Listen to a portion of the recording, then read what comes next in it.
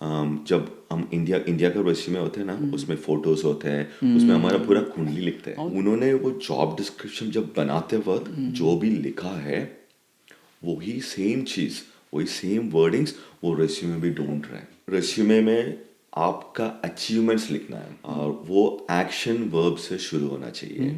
उसके नीचे मैं बताऊंगा लिंक्डइन का लिंक होना आजकल बहुत जरूरी होता है, क्योंकि लेकिन आपने ग्रेजुएशन 6 महीने पहले किया है या 2 साल पहले किया है, तो मैं बताऊंगा एजुकेशन सेशन को सबसे नीचे लेके आना। वो क्रोनोलॉजिकल या फंक्शनल, 2 टाइप का रेज्यूमे बोलते हैं। बट कुछ लोगों का आर्ग्यूमेंट होता है कि रेज्यूमे वगैरह कुछ नहीं होता है, if you have a strong reference then resume सिर्फ एक कागज़ का टुकड़ा है।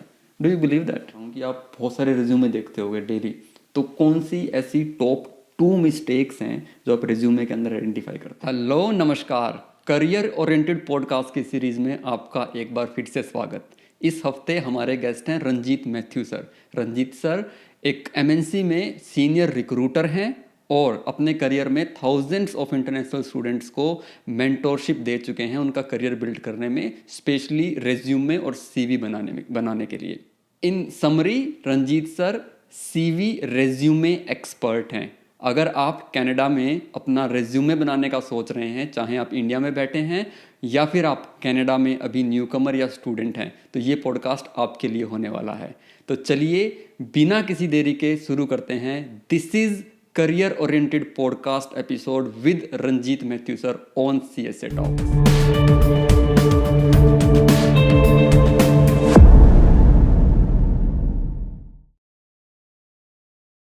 रंजीत मैथ्यू सर, नमस्कार। नमस्कार। कैसे हो सर? मैं ठीक हूँ। सबसे पहले सर आपका तहे दिल से शुक्रिया, आज आपने वीकेंड पे टाइम निकाला और ड्राइव करके आप स्टूडियो तक आए। हमारे इस पॉडकास्ट की सीरीज़ में, स्पेशली करियर ओरिएंटेड पॉडकास्ट की सीरीज़ में आपका तहे दिल से स्वागत सर। थैंक यू जी। रंजीत सर, आपके साथ ना पॉडकास्ट करने का बहुत मन था और स्टार्टिंग से ही मन था सर, लेकिन हुआ ये थोड़ा लेट। वो इसलिए हुआ कि मैंने कुछ चीज़ें एज्यूम कर ली। सबसे पहली वो चीज़ थी कि मुझे लग रहा था कि शायद you are not a Hindi speaking, है ना, तो उस वजह से शायद मुझे लगा कि हम जब इंग्लिश पॉडकास्ट की सीरीज स्टार्ट करेंगे देन आपके साथ एक पॉडकास्ट करेंगे। देन बीच में मुझे एहसास हुआ कि नहीं आपके साथ हिंदी पॉडकास्ट भी किया जा सकता है। And then we talked and here we are sitting here. तो आज के सर इस पॉडकास्ट के लिए हिंदी में बात करने के लिए एग्री होने के लिए आपका एक बार फिर से सर धन्यवाद। Thank you so much sir. मैं पूरा कोशिश करता हूँ जी हिंदी में बात करने के लिए, क्योंकि मेरा हिंदी इतना अच्छा नहीं है, क्योंकि मैं साउथ इंडिया से है। लेकिन मैंने काम किया, मुंबई में काम किया, 10 साल के ऊपर काम किया, तो थोड़ा सा बात कर सकते हैं। मैं पूरा कोशिश करूँगा। सर बहुत अच्छा बोल रहे हैं, इसमें कोई डाउट ही नहीं है। सर मेरा एक फेवरेट क्वेश्चन होता है, ठीक है? हम जंप करेंगे सर टॉपिक हाँ के जी, ऊपर जल्दी, बिल्कुल। बट उससे पहले बड़ी क्यूरियोसिटी रहती है सर कि आप सब जब कनाडा आए थे, कब आए थे आप कनाडा, किस टाइप के वीज़ाज थे, और उसके बारे में कुछ बताइए। मैं 2015 में इधर ऑटवा में आया ठीक है। है अभी 9-10 साल हो गए। जी। मेरा परमानेंट रेसिडेंट वीज़ा मिला था ओके। डायरेक्ट उधर केरला से, ठीक है। और फैमिली के साथ इधर मूव हो गया। मैं, मेरा वाइफ और मेरा बेटा। इधर आने के बाद सब लोगों के जैसा मेरा भी थोड़ा चैलेंजेस हुआ था, ओके। क्योंकि हम नया सिटी पे आया है, लोगों को नहीं जानते हैं, और कहाँ शुरू करना है, ये सब में थोड़ा चैलेंजेस हुआ था। जो भी इमिग्रेंट्स आते हैं ना आजकल, सबका यही दिक्कत होता है। बिल्कुल। तो वो सब सिचुएशन से हमने भी गुजारा है। आपका पहला कंट्री था सर कनाडा?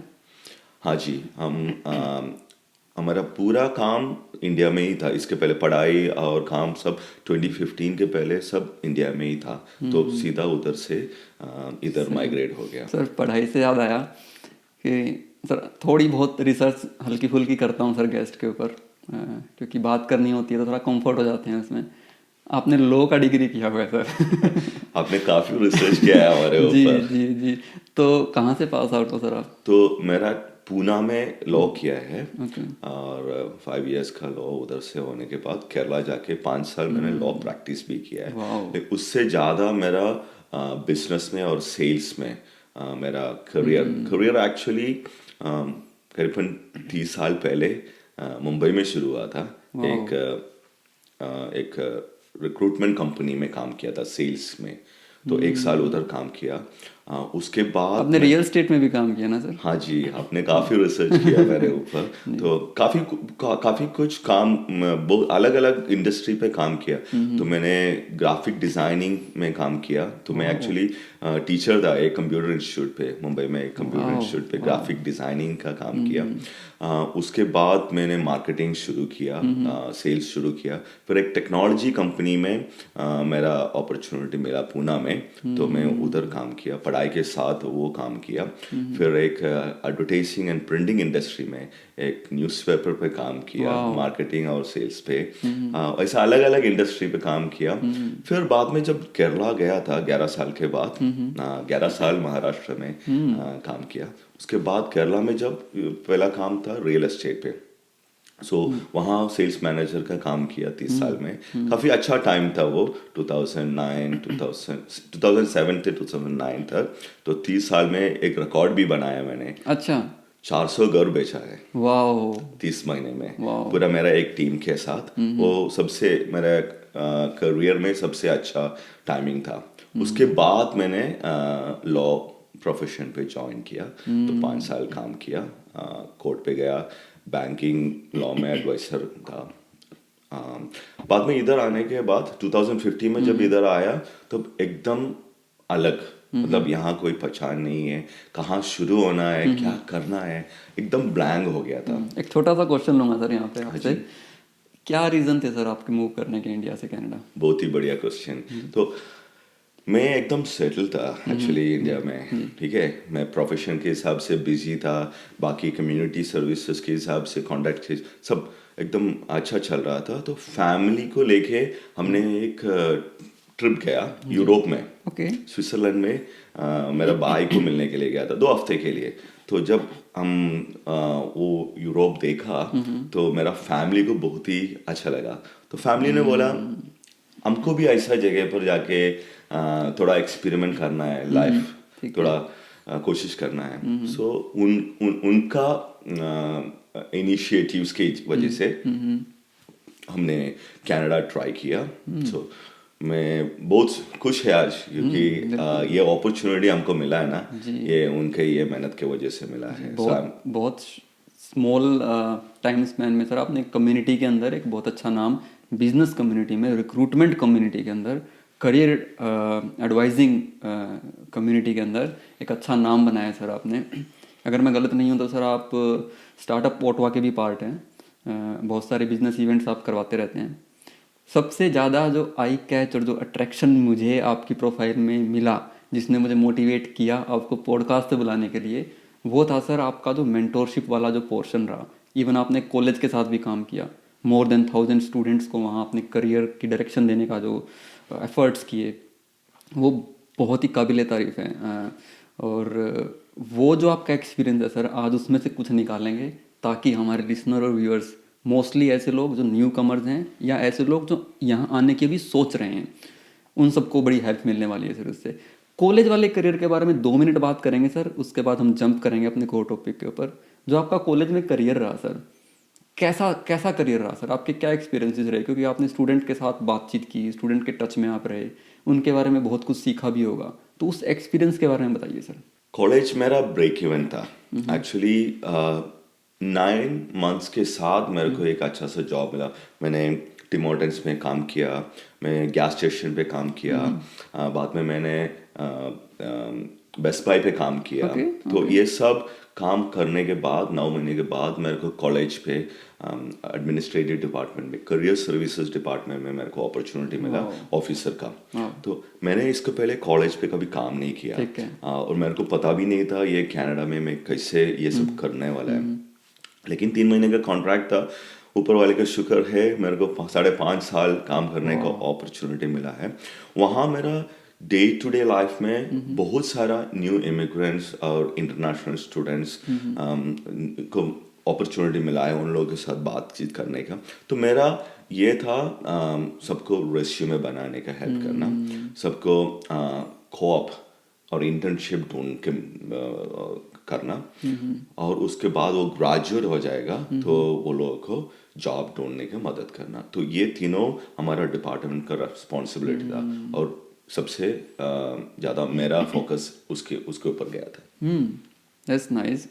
5.5 साल तक सिर्फ बच्चों के करियर के साथ काम किया, तो सर मैं समझ सकता हूँ कि कितना इंटेंस होगा, क्योंकि जब आप स्टूडेंट, क्योंकि मेरा भी सर एजुकेशन में रहा है पूरा करियर, पिछला 15 साल का एक्सपीरियंस इस बच्चों के साथ ही काम किया है।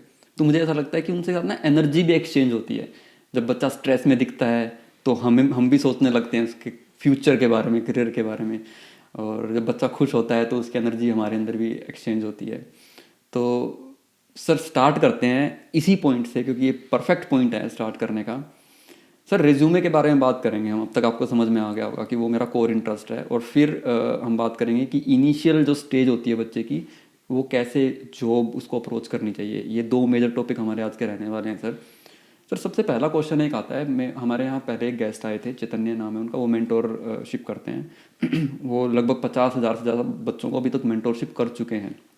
खुद भी एक यंगस्टर है, यूनिवर्सिटी ऑफ ओटावा से पास आउट है। तो उन्होंने बोला था कि कैनेडियन रिज्यूमे जो है वहाँ सबसे पहली गलती करता है बच्चा। उसको लगता है कि जो इंडिया से रिज्यूमे बना था उसी में ही थोड़ा बहुत चेंज करके उसी को फॉलो करते रहते हैं, but you need to be very careful कि कैनेडियन रिज्यूमे अलग होता है थोड़ा सा। आप इस बात से एग्री करते हैं सर? जरूर। मैंने भी यही सोच के आया था। जब मैं इंडिया में था तो मैंने सोचा मेरा ई रेज्यूमे सबसे अच्छा था, ठीक है। और यहाँ आने के बाद मेरे को अपॉर्चुनिटी मिला। यहाँ काफ़ी नॉन प्रॉफिट ऑर्गेनाइजेशंस है जो इमिग्रेंट्स को सपोर्ट करते हैं। ठीक है। मेरे को ये पहले पता नहीं था। थोड़ा टाइम लगा मेरे को ये समझने के लिए। एम्प्लॉयमेंट ओंटारियो और उनके नीचे जो भी नॉन प्रॉफिट ऑर्गेनाइजेशंस है जो लोगों को सपोर्ट करते हैं। तो बाद में मैं ये सब जगह पर रजिस्टर किया, और वहाँ से मैंने ट्रेनिंग लिया। ओके। वो फ्री ऑफ कॉस्ट पे होता है, और हमारे इमिग्रेंट्स को बहुत सारा मदद करते हैं। तो वो ट्रेनिंग पे मेरे को पता चला है, जब हम इंडिया का रेज्यूमे होते हैं ना, उसमें फोटोज होते हैं, उसमें हमारा पूरा कुंडली लिखते हैं, उसमें date of birth, address, complete address, street address, everything डाल देते हैं। तो यहाँ कनाडा में वो सब का कोई जरूरत नहीं है। हम क्या पढ़ाई किया है, हम क्या काम किया है, और हमको क्या कर सकते हैं, बस हमको यही लिखना है, ठीक है। और सबसे ऊपर हम कौन सा जॉब पे अप्लाई कर रहे हैं, वो जॉब के हिसाब से रेज्यूमे को टेलर करना बहुत इम्पोर्टेंट होता है।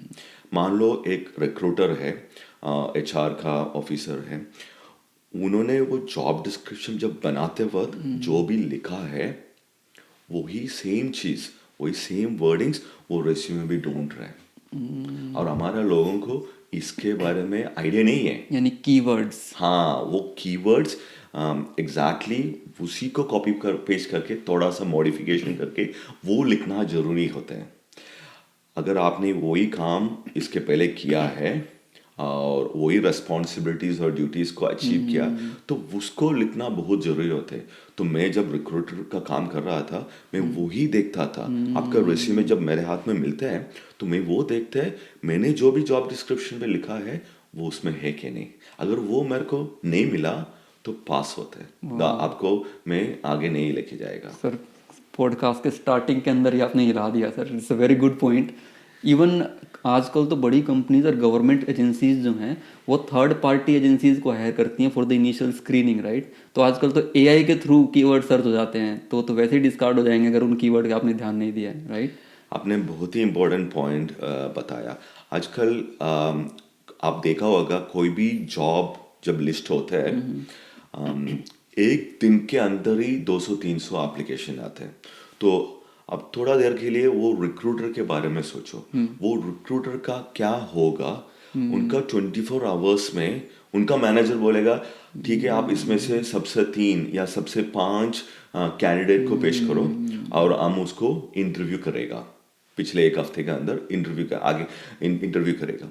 सो वो 200-300 रेज्यूमे को पढ़ने के टाइम नहीं है उनके पास, तो वो कीवर्ड बूलियन सर्च बोलते हैं, तो बूलियन सर्च के ऊपर 3-4 कीवर्ड्स डाल के जो भी रेज्यूमे सामने आते हैं बस उसी को एक क्विक ग्लांस बोलते हैं, मतलब एक क्विक देखते हैं 30 सेकेंड्स या 60 सेकेंड्स पे वो देखते हैं।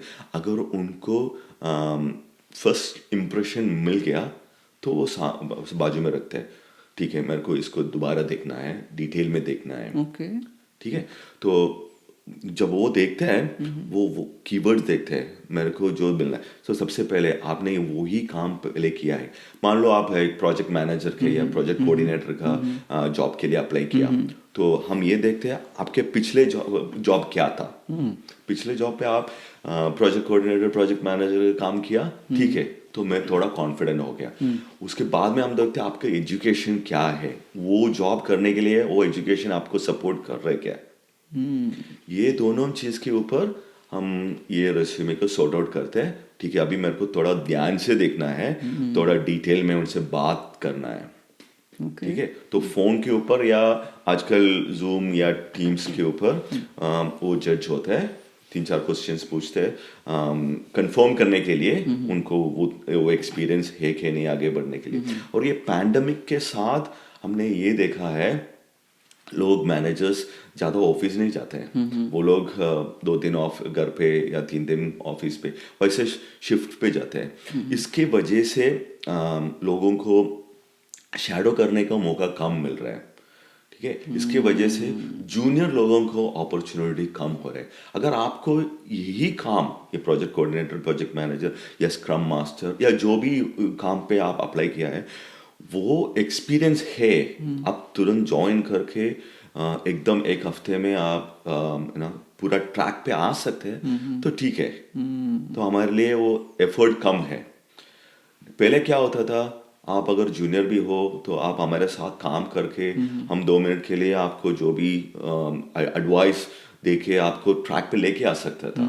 हमारा जमाना में मतलब ना 10 साल पहले 15 साल पहले जब हम शुरू करते हैं तो वैसे ही था, ठीक है। लेकिन आजकल वो अपॉर्चुनिटी नहीं है, वो बहुत कम है, क्योंकि सब लोग ये नया सिस्टम पे आ गया ना, हाइब्रिड मोड पे। तो वो जूनियर लोगों को फील्ड पे आने के लिए थोड़ा दिक्कत होता है। एवरीबडी, सबको ये अपॉर्चुनिटी चाहिए, आओ शुरू करो काम।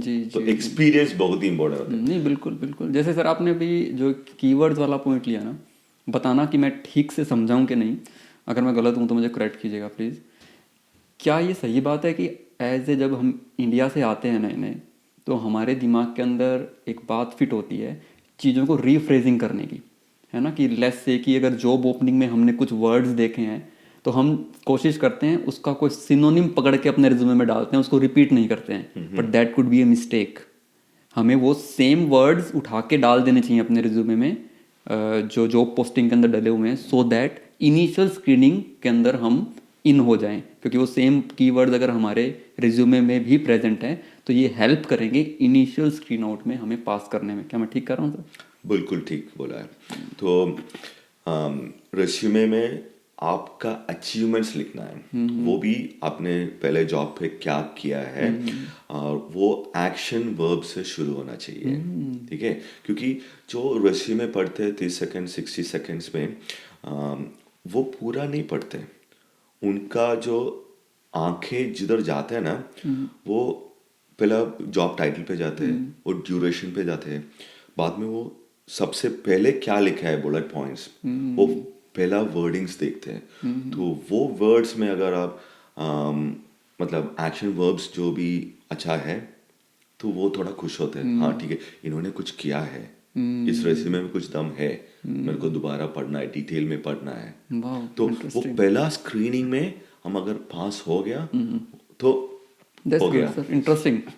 ब्रेक डाउन करते हैं सब रेज्यूमे को। एक रेज्यूमे जो होता है आइडियली कितने पेज का होना चाहिए कैनेडियन स्टाइल में? 1 पेज 2 पेज कैसे रहना चाहिए? ये आपने अच्छा पॉइंट पूछा है। रेज्यूमे अलग अलग जगह पर अलग अलग टाइप का रेज्यूमे होना चाहिए। मान लो आप प्राइवेट सेक्टर में अप्लाई कर रहे हैं, ठीक है, तो 2 पेज रेज्यूमे ठीक है, अच्छा लगेगा, क्योंकि उससे ज़्यादा पढ़ने के लिए भी रिक्रूटर के पास टाइम नहीं होते। लेकिन अगर आप एक कॉन्ट्रैक्टर के हिसाब से आप गवर्नमेंट में कोशिश कर रहे हैं तो उनको पूरा डिटेल रेज्यूमे चाहिए। मान लो 15 पेज का है, 25 पेज का है, वो डिटेल रेज्यूमे, वो प्रोजेक्ट बेस्ड रेज्यूमे बोलते हैं, बुक चाहिए उनको एकदम आपने सही बोला है, उसको डिटेल में चाहिए। ठीक है, तो पहले हम फोकस करते हैं प्राइवेट सेक्टर पे, क्योंकि जो भी नया नया इमिग्रेंट्स आते हैं या इंटरनेशनल स्टूडेंट्स ग्रेजुएट होके आते हैं तो वो लोगों को गवर्नमेंट में मिलना बहुत मुश्किल होता है, क्योंकि उसके लिए सिक्योरिटी क्लियरेंस है, वो थोड़ा डिफिकल्ट बात होता है। तो प्राइवेट सेक्टर हमारा नया लोगों के लिए ठीक रहेगा, और उसमें 1-2 पेज का रेज्यूमे ठीक है।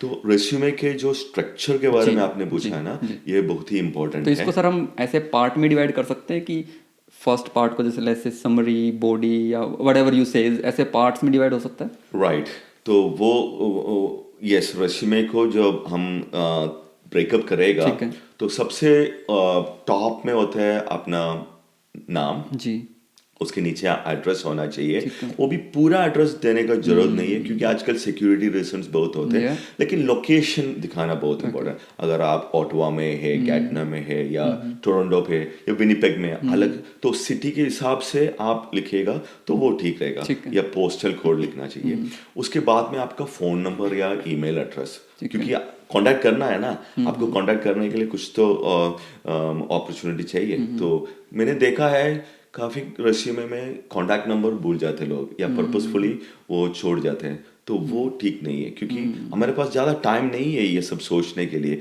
पसंद आया तुरंत उठा के फ़ोन उठा के बात करना चाहिए ना।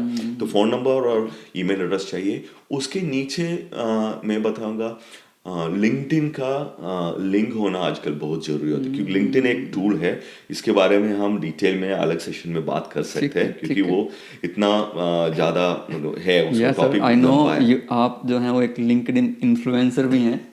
आपको थाउजेंड्स ऑफ लोग फॉलो करते हैं लिंक्डइन पे, और आपकी प्रोफाइल जो है वो बिल्कुल अप टू डेट, और पूरे जितने भी नई पोस्टिंग्स आपकी ऑलमोस्ट एक दो दिन में वहाँ आती रहती है। Will definitely do a complete podcast on only LinkedIn, है ना सर? ठीक है। तो ऊपर जो पोर्शन आपने बोला सर, उसमें आ गया नाम, उसमें आ गया address not complete, at least city and country, and third आ गया आपका कॉन्टैक्ट नंबर और ईमेल, एंड फोर्थ आ गया उसमें लिंक्डइन प्रोफाइल का link. Is it enough? That's enough. If अगर आप टेक्नोलॉजी वाला बंदा है तो आपको उसके बारे में उसके ऊपर कुछ लिंक्स है तो वो भी ऐड कर सकते हैं। तो उसके बाद में सबसे इम्पोर्टेंट चीज़ होता है जॉब टाइटल। तो मैं बताऊंगा अपना रेज्यूमे 3 अलग अलग टाइप का बनाओ। तो हमारा जॉब जो भी है वो देख लो तीन टाइप का। अगर आप सॉफ्टवेयर डेवलपर है, आप फ्रंट एंड डेवलपर है, या बैक एंड डेवलपर है, या फुल स्टैक डेवलपर है, या प्रोजेक्ट कोऑर्डिनेटर है, तो उसको हम 3 अलग टाइप का, एक मैनेजरल का होता है, एक इंटर का होता है, एक एंट्री लेवल का। तो वैसे अलग अलग टाइप का रेज्यूमे को तैयार करना, एक ही रेज्यूमे को सब जॉब पे नहीं भेजने के, वो सबसे इम्पोर्टेंट चीज़ होता है। ठीक है। और जॉब टाइटल को लिखो। अगर आप कौन सा जॉब पे अप्लाई कर रहे हैं वही जॉब टाइटल अगर आप सबसे ऊपर लिखेगा तो आप थोड़ा अलग होते हैं। एक्सपीरियंस वाले पोर्शन में लिखना है या ना? ओके, सो हम ऐसे देखते हैं सर, सबसे ऊपर तो उसने अपनी पर्सनल डिटेल डाली, आपने जो बताई हेडर के अंदर, उसके बाद नेक्स्ट पार्ट कौन सा होना चाहिए रिज्यूमे में? आपका जो हेडर के सबसे बाद, हेडर के बाद आप जॉब टाइटल। Oh okay. तो उससे क्या होता है, मान लो 200 रेज्यूमे देखते हैं, अचानक आपका रेज्यूमे आ गया और उसका प्रोजेक्ट कोऑर्डिनेटर लिखा है, और हमारा मन में ये आ गया, अरे हम भी प्रोजेक्ट कोऑर्डिनेटर को ही ढूंढ रहे हैं और ये भी प्रोजेक्ट कोऑर्डिनेटर लिखा है, तो वो थोड़ा आसान होता है। नहीं तो क्या है ना, पूरा रेज्यूमे पढ़ना पड़ता है, आप क्या है, आपने क्या किया है, और आप कौन सा जॉब के लिए अप्लाई किया है। अच्छा, दूसरा एक दिक्कत होता है, मान लो मैं टेक्निकल रिक्रूटर है या HR मैनेजर है और मेरा 3 अपॉर्चुनिटी है, तो ये तीनों रेज्यूमे हमारा एक ही इनबॉक्स पे आता है ना, तो थोड़ा मिक्स हो जाता है। तो मेरे को पता नहीं चलेगा आपने प्रोजेक्ट कोऑर्डिनेटर को अप्लाई किया है या एचआर का असिस्टेंट को अप्लाई किया या सोशल मीडिया कोऑर्डिनेटर को अप्लाई किया। तो ये टाइटल लिखने से अचानक हमको पता चलता है हाँ ये पर्टिकुलर जॉब के लिए अप्लाई किया है। तो हेडर में पर्सनल डिटेल डालने के बाद नेक्स्ट पोर्शन हाइलाइट्स होना चाहिए। उस हाईलाइट में कुछ पॉइंट बनाओ जिसमें सबसे पहला पॉइंट ये हो सकता है जो टाइटल की आप बात कर रहे हो। Is it? नो। ओके। तो हेडर के सबसे नीचे आप जॉब टाइटल लिखो, उसके बाद में आप समरी में शुरू करो। ओके। तो समरी को आप 3 टाइप में स्प्लिट कर सकते हैं। ठीक है। समरी, पहले आपने क्या किया, ठीक है।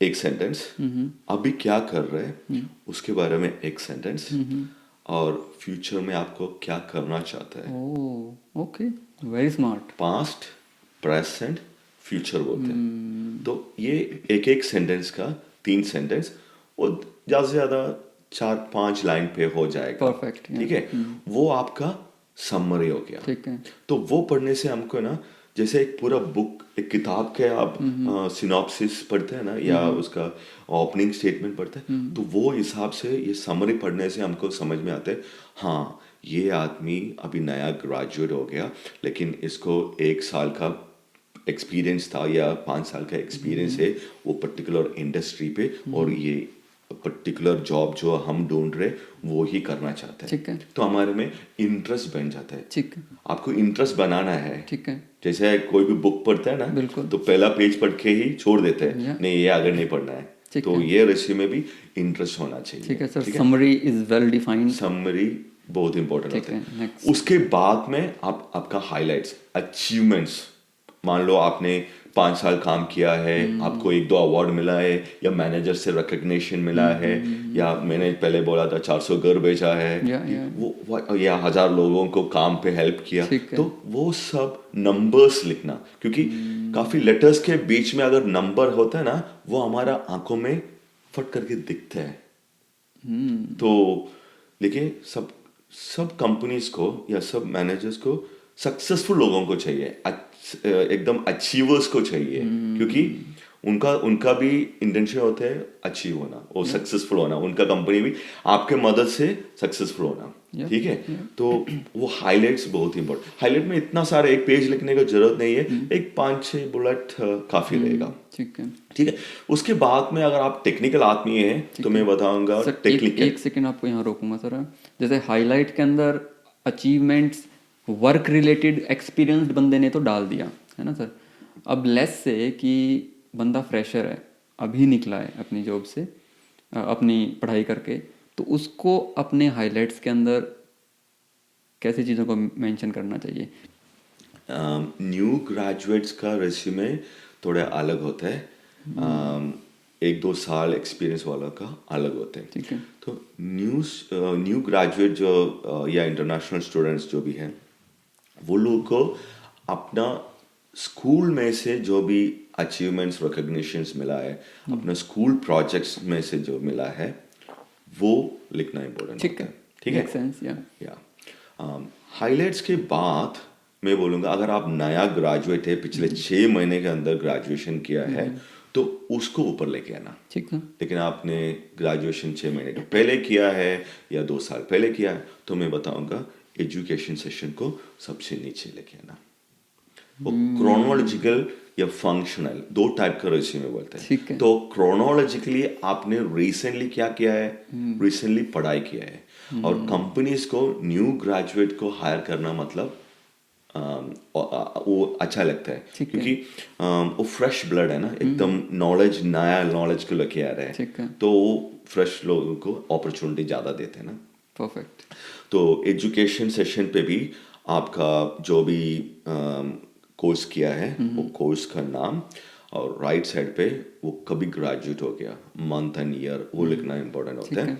और उसके पहले आपने डिग्री किया है, उसके पहले आपने कुछ डिप्लोमा किया है, तो वो भी लिख सकते हैं। उसके ऊपर हम जज कर सकते हैं ये आदमी का एकेडमिक ट्रैक्स क्या है। ठीक है। एजुकेशन के नीचे आपको स्किल्स को लिख सकते हैं। ठीक है, अगर आप टेक्निकल आदमी है तो आपका टेक्निकल स्किल्स होते हैं। ठीक है, जैसे आप डेवलपर है या टेस्टर है, प्रोजेक्ट मैनेजर है, स्क्रम मास्टर है, तो उनका हिसाब से जो भी स्किल्स है वो लिख सकते हैं। सर्टिफिकेशंस टेक्निकल में सर्टिफिकेशंस बहुत ही इंपॉर्टेंट होते हैं, तो अगर आपके अप टू डेट सर्टिफिकेट्स है तो वो लिख सकते हैं। अगर आप कुछ सर्टिफिकेट्स 2-3 महीने में लेना चाहते हैं तो वो भी लिखना इम्पोर्टेंट है, ठीक है, क्योंकि कंपटीशन आजकल बहुत ज़्यादा है। और मेरे सामने अगर टॉप 10 कैंडिडेट्स का रेज्यूमे मिल गया और एक में 3 सर्टिफिकेट्स है, एक में 2 सर्टिफिकेट है और आपका रेज्यूमे में बिल्कुल सर्टिफिकेट्स नहीं है, तो आप स्क्रीन आउट हो जाते हैं। Competitive advantage. हाँ जी। तो सर्टिफिकेट के बाद आप एक्सपीरियंस लिख सकते हैं। एक्सपीरियंस पे भी आप सबसे पहले अभी रिसेंटली क्या कर रहे हैं वो लिखो। जॉब टाइटल लिखना इंपॉर्टेंट होता है, कंपनी का नाम और लोकेशन लिखना इंपॉर्टेंट होता है, और ड्यूरेशन मंथ ईयर लिखना इंपॉर्टेंट। अगर आप प्रेजेंटली काम कर रहे हो तो प्रेजेंट है, नहीं है तो क्लोज करो, कभी शुरू किया और कभी एंड किया। ओके यहाँ सर जब न्यू ग्रेजुएट होते हैं या 5-6 महीने हुए हैं ग्रेजुएट हुए, उनको बड़ी कन्फ्यूजन होती है। जो वर्क एक्सपीरियंस है, जैसे उन्होंने कोई पार्ट टाइम जॉब किया है, टिम हॉर्टन पे की है, बेस्ट बाय पे की है, तो उनको हेजिटेशन रहता है कि क्या हमें वो should be mention in work experience या नहीं। आपकी क्या राय है सर इस पे? जॉब जो भी हो उसमें ट्रांसफरेबल स्किल्स है तो मैं बोलूँगा उसको लिखो। जब मैं नया था कनाडा में और मैंने टिम हॉर्टन्स में या बेस्ट बाय पे काम किया, तो मेरे को वो लिखने में कोई दिक्कत नहीं था, क्योंकि उस पर ट्रांसफरेबल स्किल्स, एक आपको कोई तो एम्प्लॉयर इधर एक्सेप्ट किया है, अपने कैनेडियन एक्सपीरियंस बना रहा है, ठीक है, और आपका ट्रांसफरेबल स्किल्स बन रहा है। आपका पहला एम्प्लॉयर बनने में शायद मेरे को दिक्कत है, लेकिन मैं अगर आपका सेकंड और थर्ड एम्प्लॉयर है और आपका पहले एम्प्लॉयर से मेरे को रेफरेंस मिल रहा है, तो मैं बहुत खुश है आपको लेने में। नहीं सही है, क्योंकि उससे 2 चीज़ें हो जाएंगी, एक ट्रांसफरेबल स्किल्स, दूसरा रेफरेंस चेक। सर एक बहुत बढ़िया टर्म यूज़ किया आपने, ट्रांसफरेबल स्किल्स। इसके बारे में थोड़ा बताओ लोगों को। बड़े वर्ड तो सुना है उन्होंने ट्रांसफरेबल स्किल्स, पर आई हार्डली डाउट कि इसको समझता कोई बंदा है। क्या मतलब होता है ट्रांसफरेबल स्किल्स का? मान लो मेरा कॉलेज का एक्सपीरियंस, मैंने उसके पहले कभी कॉलेज में काम नहीं किया, लेकिन मैंने कंसल्टेंसी चलाया था इसके पहले, तो रेज्यूमे लिखना और लोगों को हेल्प करना वो मेरे को आता था, और ऊपर से मेरा सेल्स स्किल, लोगों से बात करने का, और मेरा जो लीगल बैकग्राउंड, ये तीनों का जो कॉम्बिनेशन मेरे को कॉलेज में जॉब मिलने के लिए हेल्प किया। उधर मेरा ट्रांसफरेबल स्किल्स था। तो इसका मतलब ये हो गया कि उसी सेम इंडस्ट्री में काम करके आपने वो स्किल्स नहीं ली हैं, दूसरी फील्ड में काम करते हुए भी आपने लगभग सेम स्किल्स को अटेन किया है जो इस जॉब में आप यूज कर सकते हो, और इनको ट्रांसफरेबल स्किल्स बोलते हैं। आप एकदम बिल्कुल सही बोला है। तो हाँ जी, तो ये जॉब करने के लिए अगर आप तैयार है और आपको वो करने का स्किल्स है, स्किल्स मतलब कम्युनिकेशन स्किल होते हैं, लोगों से डील करने के स्किल होते हैं, उसका एकेडमिक स्किल्स होते हैं, ठीक है, क्योंकि आजकल का मैनेजर्स को ये सिखाने का टाइम नहीं है। आप आओ शुरू करो, इसीलिए लोग एक्सपीरियंस वाले को ढूंढते हैं। अगर आपको एक्सपीरियंस नहीं है लेकिन आपने स्कूल पे ये किया है या इंटर्नशिप पे या कोऑप में वो किया है और आपको थोड़ा सा गाइडेंस चाहिए 1-2 हफ्ते का, और आप तुरंत शुरू कर सकते हैं, बट उसी को बोलते हैं ट्रांसफरेबल स्किल्स। ठीक है sir, back to the topic चलते हैं। लेट्स से कि हम रिज्यूमे की जो बात कर रहे थे, तो सबसे ऊपर तो हो गया आपका पर्सनल डिटेल वाला हेडर, देन आपका title, job title, and then आपकी समरी के बाद हाईलाइट के बाद अगर आप रीसेंट ग्रेजुएट हैं 6 महीने के अंदर, देन आपका एजुकेशन, देन आपका certification, skills, and then work experience. Work experience के बाद, वर्क एक्सपीरियंस आपने इंडस्ट्री रिलेटेड नहीं किया तो भी ठीक है। अगर आप इंडस्ट्री रिलेटेड लिखना चाहते हैं तो वो लिखो, और नॉन टेक्निकल या नॉन इंडस्ट्री रिलेटेड उसके अलग सेशन बना सकते हैं, ठीक है। और जब इंडस्ट्री में जॉब मिल गया, अपना ही एजुकेशन इंडस्ट्री में जो जॉब मिल गया, वो निकाल सकते हैं। आगे जाके जब नेक्स्ट जॉब ढूंढ रहा है उसमें ना add कर तो वो ये टिम हॉर्टन्स वाला या ये सब निकाल सकते हैं Yeah, yeah. लेकिन अभी फिलहाल पहला जॉब मिलने के लिए Okay. कुछ तो लिखना चाहिए। मैं कल भी एक आदमी से बात कर रहा था और उनका रेज्यूमे पे वो 6 महीने इधर है कनाडा में है ओटावा में है लेकिन उनका रेज्यूमे पे पुराना इंडियन जॉब के बारे में लिखा है। तो जब रेज्यूमे रिक्रूटर के हाथ में मिलते हैं तो वो देखते हैं ये ओटावा में है कि नहीं और सबसे लास्ट में क्या किया है। तो जब वो नहीं देखते हैं ना तो थोड़ा दिक्कत होता है। तो थोड़ा डाउटफुल हो जाते हैं ये आदमी इधर है इधर कि है भी कि नहीं नहीं। या बाहर से है या दूसरा सिटी में है। तो इसीलिए कुछ ना कुछ तो लिखना वो अच्छा रहेगा। तो वर्क एक्सपीरियंस के बाद कौन सा कॉलम आता है सर? वर्क एक्सपीरियंस के साथ मैं तो बताऊंगा वॉलंटियरिंग। ओके। अगर आपने कम्युनिटी में नॉन प्रॉफिट सेक्टर में अगर आपने कुछ वॉलंटियरिंग किया है क्योंकि रेफरेंसेस इधर कनाडा में बहुत इंपॉर्टेंट होते हैं। ओके। ठीक है आप नया नया आया है तो रेफरेंसेस कैसे मिलेगा? आपने काम नहीं किया किसी के साथ आपके बारे में कोई अच्छा बुरा नहीं बोल सकते। तो इसीलिए मैं तो सबको एडवाइस करूँगा वॉलंटियरिंग शुरू करो। अपना कम्युनिटी इतना बड़ा है अब जो भी कम्युनिटी से हो आपको कुछ ना कुछ अपॉर्चुनिटी मिल ही जाएगा। आपका रिलीजियस या एक कॉज के ऊपर कम्युनिटी काम कर रहे तो वहाँ जाओ एक महीने में एक 4-5 घंटे का काम करो वीकेंड्स पे या जब भी अपना एक्स्ट्रा टाइम मिलते हैं और रिलेशनशिप बनाओ कम्युनिटी लीडर्स के साथ ताकि आप जब अपॉर्चुनिटी आते हैं तो आप रिक्वेस्ट कर सकते हैं मेरा रेफरेंस बन सकते हैं। Nice. And after volunteer sir? Volunteering के साथ आप बाद में वॉलंटियरिंग के बाद आप रेफरेंसेस आप उनका नाम लिखना इतना इम्पोर्टेंट नहीं है। रेफरेंसेस अवेलेबल अपॉन रिक्वेस्ट करके आप छोड़ सकते हैं। अगर मैं किसी को रेफरेंस बनना चाहते हैं और मेरा पूरा नाम फ़ोन नंबर ईमेल एड्रेस आप आपका रेज्यूमे में लिख के सबको दुनिया को भेज देगा तो सिक्योरिटी रीजन बन सकते हैं। तो वो मैं नहीं चाहते हैं तो इसीलिए रेफरेंसेस लिखने का इतना इम्पोर्टेंट नहीं है लेकिन अपॉन रिक्वेस्ट लिखिएगा तो और अगर नहीं भी लिखते हैं इस लाइन को तो भी अंडरस्टूड है ये? हाँ उतना इम्पोर्टेंट वो भी अंडरस्टूड है। अगर आप रेफरेंसेस नहीं लिखेगा तो भी चलेगा वॉलंटियर में आके छोड़ सकते हैं। ये लास्ट पॉइंट होता है सर रिज्यूमे? हाँ जी ये लास्ट पॉइंट होता है।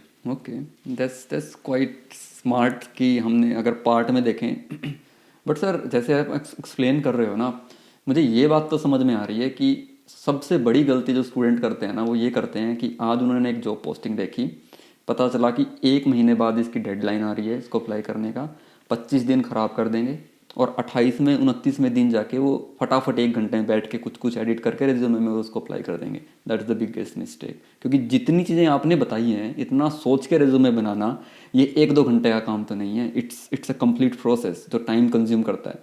आपके अकॉर्डिंगली सर एक आइडियल टाइम रिज्यूमे बनाने पे बच्चे का कितने घंटे का होता है? At least 3 hours. ओके। रेज्यूमे को मॉडिफाई करने के लिए 2-3 घंटे का टाइम चाहिए। पूरा रेज्यूमे बनना मतलब वो तो दिन का काम है दिनों का काम है वो एक दिन में नहीं बनते। मेरा रेज्यूमे बहुत महीने लगा मेरे को वो शेप करने में क्योंकि हर बार एक जॉब डिस्क्रिप्शन देखते हैं ना तो मैं अपने आप सोचते हैं अरे ये मैंने किया है हाँ ये मेरे को आता है। तो वो 2 चीज़ें मैं उठा के अपने रेज्यूमे पे पिछले जॉब पे ऐड करते वैसे करते करते करते रेज्यूमे बड़ा हो जाते हैं फिर उसको कंबस करके 2 पेज का बनाना होता है। तो मॉडिफिकेशन आपको शायद 1-2 घंटे में कर सकते हैं जब वो रिक्वायरमेंट पढ़ते हैं रिक्वायरमेंट में देखे हाँ ये मैंने किया है हाँ ये भी मेरे को आता है तो वो 2-3 लाइंस को सिर्फ ऐड करना अप्लाई करना। ठीक है आपने पहले पूछा एम्प्लॉयमेंट एक्सपीरियंस के बाद में कुछ लिखना है। अगर कोई न्यू ग्रेजुएट है तो मैं बताऊंगा एकेडमिक प्रोजेक्ट्स को भी ऐड करना वो इम्पोर्टेंट होता है क्योंकि उसको ज़्यादा एक्सपीरियंस नहीं होता है ना। तो एकेडमिक प्रोजेक्ट्स पे आपने क्या किया है ये सबसे इम्पोर्टेंट चीज़ होता है। अगर आपको 4-5 साल का एक्सपीरियंस है तो फिर वो पॉइंट को अवॉइड कर सकते हैं। अदरवाइज हमारा स्किल सेट्स है ट्रांसफरेबल स्किल्स है ये कैसे बताएगा। तो उसके लिए प्रोजेक्ट्स लिखना क्योंकि हम जब कॉलेज में होते हैं ना हम ग्रुप प्रोजेक्ट्स करते हैं तो उससे भी हम काफ़ी नॉलेज लेते हैं, तो वो लिखना बहुत ज़रूरी होता है। बिल्कुल करेक्ट है सर। जैसे कुछ टाइम लगा के उसने एक रिज्यूमे बना भी लिया, लेट्स से पहली बार ही बना रहा है तो 4-5 दिन लगाया, 1 हफ्ता लगाया, एक पूरा रिज्यूमे बन गया उसका। जो फर्स्ट ड्राफ्ट में रिज्यूमे कंप्लीट हुआ है, आई एम प्रीटी श्योर उसके अंदर बहुत गलतियां रही होगी, तो उसको डबल चेक या रिवाइज कैसे करना चाहिए? ये भी आपने बहुत ही अच्छा पॉइंट बताया। हाँ, अपना रेज्यूमे का जो गलती है वो बार बार देखेगा तो हमको नहीं दिखते, यस, आप दूसरे को दिखाओ, 100%। अपना रूममेट को दिखाओ या अपना पार्टनर को दिखाओ, फ्रेंड्स को दिखाओ और उन लोग को पूछो फर्स्ट इम्प्रेशन क्या होता है, आपका नज़र कहाँ जाता है, कुछ गलतियाँ आपको ढूंढ के निकाल सकते हैं। ग्रामर और स्पेलिंग एरर्स बहुत ही इंपॉर्टेंट होते हैं इधर, जी, ठीक है। 2 दिन पहले मैं एक रेज्यूमे के ऊपर काम कर रहा था, मैंने उसमें 10 स्पेलिंग एरर्स ढूंढ के निकाला, आइडेंटिफाई किया है। तो मैंने कैंडिडेट को बोला, देखिए आपका 10 साल के ऊपर एक्सपीरियंस है और आपका एक्सपीरियंस मेरे को पसंद आया और मैं आगे बढ़ाना चाहता हूँ, लेकिन मेरे को ये समझ में आया आपका इंग्लिश इतना अच्छा नहीं है, तो क्या कर सकते हैं। तो मैं उनके साथ बैठ के वो रेज्यूमे को एडिट किया। देखिए ये रेज्यूमे अगर वो हायरिंग मैनेजर के पास जाएगा तो एक ही झटके में वो रिजेक्ट हो जाएगा, तो उसको ठीक करना बहुत ही इंपॉर्टेंट होता है। उसका फॉर्मेटिंग, उसका जो फर्स्ट लुक होता है ना वो बहुत ही इंपॉर्टेंट होता है। ये मान लो आप एक दुकान पे गया, एक रिटेल शॉप में गया या कोई भी हाई वैल्यू प्रोडक्ट्स को खरीदने के लिए गया, वो आप एक ब्रोशर देख के उसको अट्रैक्ट हो गया, वो ब्रोशर जैसा हमारा रेज्यूमे भी, रेज्यूमे एक ब्रोशर होता है, हमारा मार्केटिंग टूल है वो हमारा पहले ईमेल पे या पर्सनल कांटेक्ट से लोगों के पास पहुंच जाता है और वो फर्स्ट इम्प्रेशन बनाते हैं। अगर वो रेज्यूमे से आपको फोन नहीं आया या अपॉर्चुनिटी नहीं मिला, मतलब वो रेज्यूमे आपका उसका काम नहीं कर रहा है, ठीक है। तो रेज्यूमे को मॉडिफाई करना बहुत ही इंपॉर्टेंट होता है, इसीलिए हम बोलते हैं टेलरिंग द रेज्यूमे बहुत ही इंपॉर्टेंट होता है। सही कह रहे हो सर। मेरा क्या है कि सर मैं जैसे क्लाइंट्स के लिए भी शॉर्ट वीडियो कंटेंट बनाता हूँ, like for Instagram reels and सब कुछ, डिफरेंट इंडस्ट्रीज़ के हैं। तो मेरा सबसे बेस्ट टूल क्या होता है, उसको बना के जब पैराग्राफ तैयार होता है ना, मैं अपनी वाइफ को दिखाता हूँ। अब मुझे पता है कि उस इंडस्ट्री की उसको नॉलेज नहीं है, बड़ी बेसिक ऑडियंस देखेगी उसको, फिर मैं पूछता हूँ इससे क्या सीखने को मिला, क्योंकि इस 40 सेकंड या 50 सेकंड के वीडियो से अगर एक बार देखने से फिर उसको लगता है कि इसको समझ में नहीं आ रहा है, इट मीन्स उसमें कुछ प्रॉब्लम है, देन उसको एडिट कर देता हूँ। तो ये always is a good idea कि जब आप प्रूफ चेक कर रहे हो या रिवाइज कर रहे हो तो खुद तो करो, साथ में दूसरों से उसका फीडबैक लो। इसीलिए शायद मेंटोर होने बहुत ज़रूरी है कि आप उनको दिखा सकते हो कि क्या मैंने इस जॉब के लिए रिज्यूमे बनाया है, आपको क्या लगता है कि ये गुड टू गो है या इसमें भी करेक्शंस कराने ज़रूरी हैं। अब क्योंकि हमने यहाँ मेंटोर की बात की है तो मेंटरशिप के बारे में बात करते हैं सर, ये कितनी इंपॉर्टेंट है स्टूडेंट्स के लिए? ये आपने बहुत ही इम्पोर्टेंट पॉइंट बताया, मेंटरशिप बहुत ही इम्पोर्टेंट है। जब मैं कनाडा में नया था, मेरे को 3 मेंटर्स था, एक ही टाइम पे 3 कम्युनिटी सेंटर्स में मेरा 3 मेंटर्स था। एक तो वर्ल्ड स्किल्स होता है, दूसरा ओसीसो और तीसरा पाइन क्रस्ट कम्युनिटी सेंटर। तो एक ही टाइम पे 3 मेंटर्स, वो लोगों से मैं मिलता था, हफ्ते में एक बार मिलता था 1 घंटे के लिए और सीखता था। जब मैं जॉब अप्लाई कर रहा था तो मैं इसमें से एक को दिखा के पूछते ये कैनेडियन स्टैंडर्ड्स में है क्या, इसमें कुछ टेक्निकल एरर, स्पेलिंग एरर्स है, मैं आगे बढ़ सकते हैं क्या। तो मैं हमेशा दूसरे का एडवाइस लेके, क्योंकि जितना भी कोशिश करो हमने एक न एक गलती करते रहते हैं, ठीक है। तो मेंटरशिप मेरे को मिला है, ये पूरा कम्युनिटी, ये समाज मेरे को बहुत हेल्प किया है। इसीलिए मैंने भी ये डिसाइड किया, जब मेरा जॉब मिला था, कॉलेज में जॉब मिला था, वो मेरा फुल टाइम जॉब था दूसरे को हेल्प करना, ठीक है। लेकिन उसके साथ साथ 8 से 5 काम होते हैं, 5 बजे के बाद मैं दूसरा कॉलेज के बच्चों लोगों को या अपना कम्युनिटी के बच्चों लोगों को या जो भी न्यू इमिग्रेंट्स होते हैं ना वो लोग को हेल्प करने के लिए कोशिश करते। ये एक मकसद था, कम से कम एक दिन में एक नया आदमी को हेल्प करो, क्योंकि 5 साल ये करने के बाद तो ये तो मेरा ड्यूटी हो गया ना, एक मेरा डे टू डे एक्टिविटी हो गया, रिज्यूमे को देखो या लोगों को गाइड करना, ठीक है। तो मैंने सोचा अपना प्रोफेशन के साथ साथ कम्युनिटी में भी हम थोड़ा सा मदद करें, क्योंकि जब मैं नया नया आया था किसी ने मेरे को हेल्प किया, ठीक है, और किसी ने मेरे ऊपर भरोसा किया है, उसके वजह से मेरा जॉब अपॉर्चुनिटी मिल गया। तो जो भी नया लोग आते हैं इधर वो लोग को भी वही मिसिंग पार्ट होता है, कनेक्शन नहीं होते हैं, गाइड करने के लिए लोग नहीं है। अगर वो मिल जाता है तो इससे बढ़िया चीज कुछ नहीं है। तो मेंटरशिप बहुत ही इंपॉर्टेंट पॉइंट होते हैं। अपना 1-2 मेंटर्स या ज्यादा हो सकते हैं तो उतना अच्छा है, और उन लोगों से गाइडेंस लेना बहुत ही important. Okay sir, that's nice. Well sir, धीरे धीरे मैं अब लास्ट के पोर्शन की तरफ बढ़ूंगा पॉडकास्ट की, क्योंकि इसमें बहुत सारे चैप्टर्स बनते दिख रहे हैं मुझे। आज तो रेज्यूमे भी के लिए भी टाइम कम पड़ रहा है, धीरे धीरे हम और सेशन भी करेंगे। पर मेरे पास कुछ क्वेश्चन है सर यहाँ पर स्पेसिफिकली। जैसे हमने रेफरेंस की बात की थी, राइट सर? मैं आई अंडरस्टैंड सर, रेफरेंसेस बहुत इंपॉर्टेंट होते हैं, स्पेशली कनाडा के अंदर रेफरेंसेस चाहिए होते हैं आपको।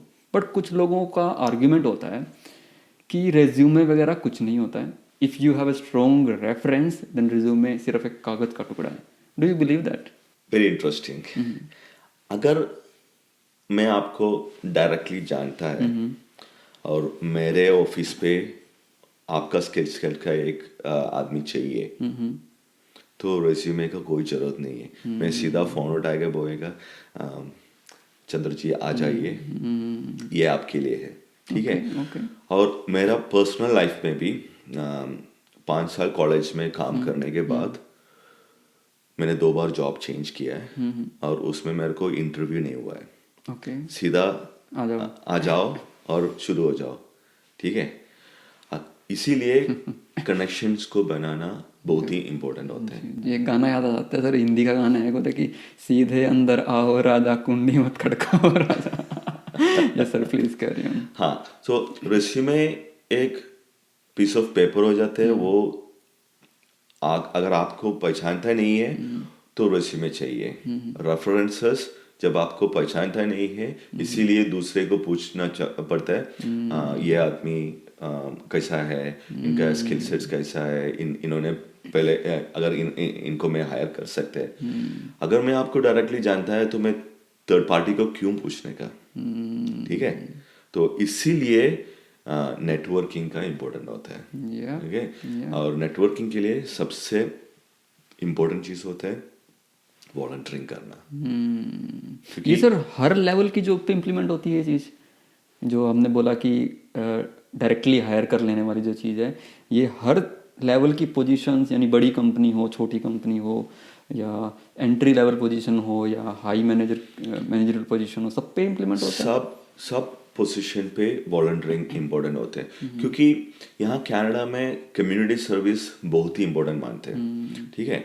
और कंपनीज का सीईओ हो या डायरेक्टर्स हो या हायरिंग मैनेजर्स, कोई भी लेवल का लोग हो, वो कुछ ना कुछ वॉलंटियरिंग करते रहते हैं, ठीक है।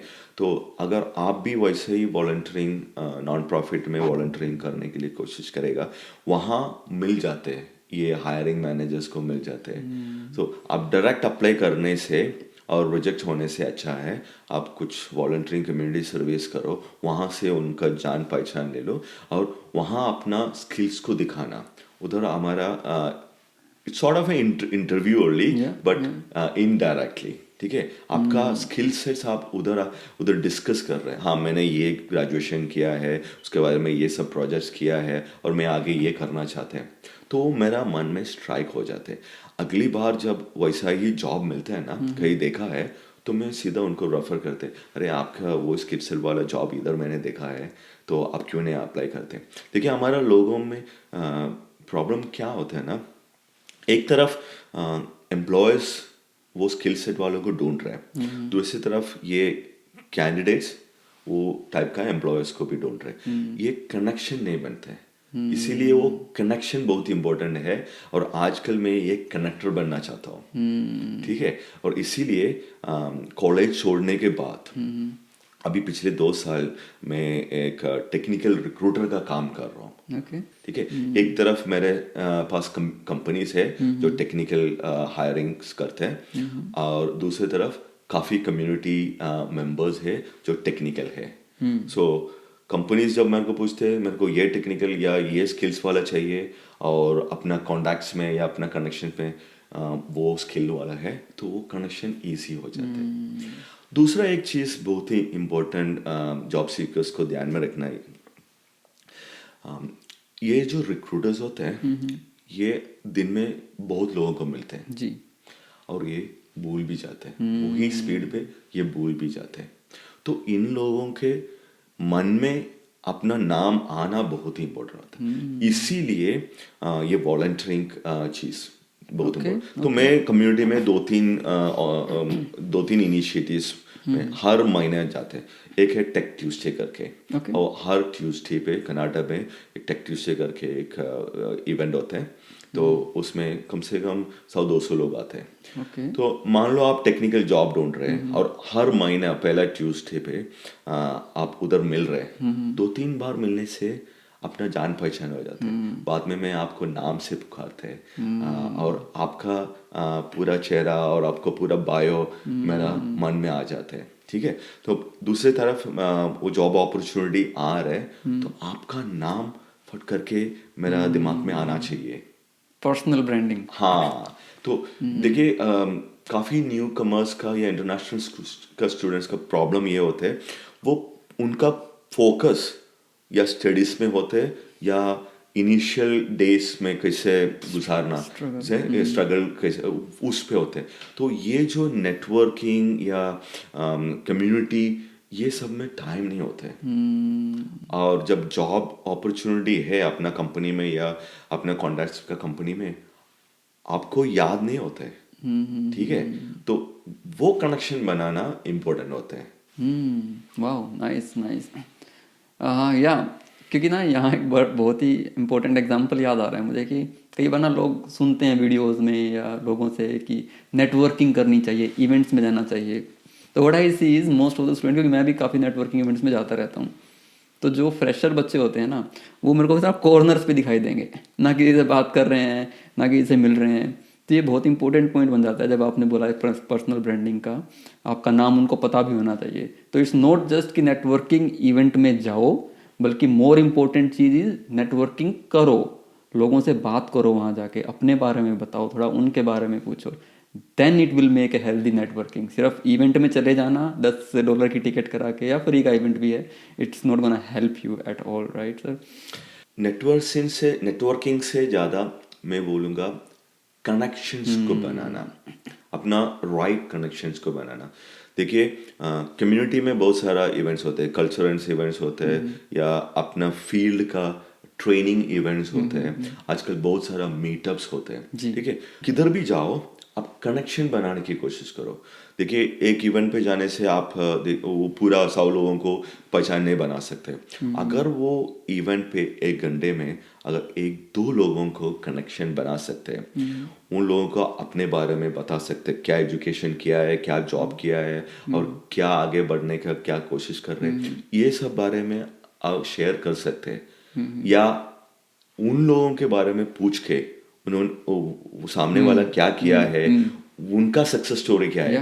देखिए मैं 10 साल पहले जब मैं इधर आया था, तो मेरा कोशिश ये था, आपने क्या किया है, आप ये पोजीशन पे आने के लिए कितना मेहनत किया है, आपका जो सक्सेस स्टोरी क्या है, बस मैं वो सुनना चाहता हूँ। मैं यही ट्राई कर रहा हूँ पॉडकास्ट के थ्रू भी, कि लोगों की सक्सेस स्टोरीज जो है, लाइफ एक्सपीरियंसेस दूसरे लोगों तक पहुंचाने की, सो दैट ये आपने बहुत ही बढ़िया काम कर रहा है, क्योंकि 10 साल पहले ये सब पॉडकास्ट का कॉन्सेप्ट नहीं था। देखिए आजकल टेक्नोलॉजी इतना बढ़ गया है और सब लोग उसका अपॉर्चुनिटी लेना चाहिए, ठीक है। तो जो भी नया जॉब ढूंढ रहे हैं, जो इंटरनेशनल स्टूडेंट्स हो या न्यू कमर्स हो, वो लोग भी ये अपॉर्चुनिटीज करना चाहिए। कम्युनिटी सर्विसेज अपॉर्चुनिटीज ले लो, जैसा इमिग्रेंट सर्विसेज सेंटर्स होते हैं। कल भी मैंने एक आदमी से बात कर रहा था, वो 6 महीने से इधर ऑटवा में है, पीआर पे आया है, लेकिन उसको एम्प्लॉयमेंट ओंटारियो के बारे में बिल्कुल पता नहीं है। तो मैंने उनको पूछा, बेटा तू 6 महीने लगा ये इसके बारे में पता होने में, तो 6 महीने पीछे गया। अगर तू आते ही एम्प्लॉयमेंट ओंटारियो के बारे में या कम्युनिटी ऑर्गेनाइजेशंस के बारे में पता होता, तो वो लोग का फ्री रेज्यूमे वर्कशॉप्स है, इंटरव्यू प्रिपरेशंस होता है, एम्प्लॉयर के साथ कनेक्शन मीटिंग्स होते हैं, और ऊपर से फंडिंग्स भी होते हैं। इधर ओंटारियो में जब नया हायरिंग होता है ना स्टार्टअप्स कंपनीज को, वो न्यू कमर्स के ऊपर फंडिंग्स भी देते हैं, 4-5 हजार का ट्रेनिंग इंसेंटिव्स करके वो कंपनीज को पैसा भी देते हैं। सर ये मेरे को परफेक्ट पॉइंट लग रहा है। यहाँ पे एक छोटा सा कॉन्टेक्स्ट दे देता हूँ। जो भी न्यू कमर, मैं स्टूडेंट्स की बात नहीं कर रहा हूँ, जो न्यू कमर्स यहाँ पे आते हैं, इमिग्रेंट्स, उनके लिए वर्ल्ड स्किल एक ऑर्गेनाइजेशन है, नॉट फॉर प्रॉफिट, वो बहुत एक्टिव है। YMCA बहुत एक्टिव है, मैन और वुमेन की दोनों की ऑर्गेनाइजेशन है। Then province wise regional organization है, जैसे ओंटारियो एम्प्लॉयमेंट ओंटारियो है, ऐसे ही अदर अदर प्रोविंसेस के अंदर भी हैं। इनके पास बहुत रिसोर्सेज हैं और they can give you devoted mentor. आपको 1-to-1 काउंसलिंग के लिए आपको मेंटोर भी दे देंगे। तो इन रिसोर्सेज को आप जरूर यूज़ करो, और ये मोस्ट ऑफ द केसेस के अंदर वर्कआउट करते हैं ये सब रिसोर्सेज। आपने बहुत बिल्कुल सही करा जी सर। अब ना हम लगभग पॉडकास्ट के अंत में जा रहे हैं, बट मेरे पास ना बहुत क्विकली टच करने के लिए आपके पास 2 क्वेश्चन हैं। इसको 2 पार्ट में डिवाइड करेंगे इस क्वेश्चन को ब्रॉडली सर, क्योंकि आपने कॉलेज में काम किया, राइट? तो as a counsellor, student counsellor, तो तब आपने बहुत सारे बच्चों को देखा, उनको समझा। According to you, what are the top 3 mistakes student life में बच्चा करता है एम्प्लॉयमेंट लेने के लिए, या जब उसको अप्रोच कर रहा होता है उस प्रोसेस में, what are the 3 biggest mistake student do? International students make a lot of mistakes. Everybody makes a lot of mistakes. I think I'm speaking in English. Yeah, that's okay sir, that's fine. International students, वो लोग को time लगता है। जब वो नया नया city पे आते हैं ना, वो लोग को वेदर कंडीशन से या वहाँ को माहौल से एडजस्ट होने में टाइम लगता है। पहला उनका फोकस होता है एक पार्ट टाइम जॉब ढूंढना, क्योंकि इधर सर्वाइवल के लिए एक्सपेंसेस होते हैं, तो उनका पूरा फोकस उधर है। दूसरा वो प्रोजेक्ट्स पे बिजी होते हैं, अपना असाइनमेंट्स में बिजी होते हैं, तो वो लोग बाहर का कम्युनिटी से एकदम डिस्कनेक्टेड है, ठीक है। वो सबसे बड़ा मिस्टेक होता है। उन लोगों को क्या करना चाहिए, वो लोग को आते ही अपना फील्ड का बारे में रिसर्च करना शुरू करना चाहिए। मैं काफ़ी इंटरनेशनल स्टूडेंट्स के साथ डील करते हैं, वो लोग मेरे पास आते हैं ग्रेजुएशन के बाद, मान लो 1.5 साल या 2 साल के बाद, जब अभी ग्रेजुएशन हो गया, अभी मेरे को फील्ड पे जॉब चाहिए। तो मैं ये लोग ये पूछते, पिछले 2 साल क्या कर रहा था? आपने कुछ वॉलंटियरिंग किया है, कम्युनिटी के साथ कुछ कनेक्शंस बनाए, अपना फील्ड के बारे में क्या जानता है? लोगों को कुछ अंदाजा नहीं है उनका फील्ड में लीडर कौन है। तो मेरा ये एडवाइस है इंटरनेशनल स्टूडेंट्स से, अपना फील्ड पे एक टॉप 10 कंपनीज को आइडेंटिफाई करो। हो सकते तो आते ही पहले महीने में ही उसके बारे में रिसर्च करो, टॉप 10 कंपनीज। उसके बाद में वो कंपनीज में टीम लीड्स या हायरिंग मैनेजर्स कौन है, वो लोग के बारे में एक आइडिया ले लो। उसके बाद में वो लोग कहाँ जाते हैं, क्या करता है, वो ढूंढने की कोशिश करो, और हम भी उधर चलो, ताकि 1 साल के अंदर 2-3 मुलाकातें हो जाए। ठीक है। जब हायरिंग का या जॉब का टाइम होता है ना, तो वो लोग को अपना नाम से पुकारने का या नज़र से उनको पहचान लेने का, वो बहुत ही इम्पोर्टेंट होता है। दूसरा एक इम्पोर्टेंट मैसेज इंटरनेशनल स्टूडेंट्स को ये है, कोई प्रोग्राम्स में कोऑप्स होते हैं या इंटर्नशिप्स होते हैं। यहाँ कैसा है, जब एक इंटरनेशनल स्टूडेंट यहाँ जनवरी इंटेक में आ गया और उनका कोऑप शुरू होते 2nd टर्म में या 3rd टर्म में, यहाँ का ये सिचुएशंस को समझने में और एडजस्ट होने के लिए उनको 2-3 महीने लगते हैं। पार्ट टाइम जॉब ढूंढते ढूंढते उसका काफ़ी टाइम निकल जाते हैं। बाद में जब ये कोऑप टाइम होता है ना, वो बहुत लेट होता है और कोऑप ढूंढने के लिए।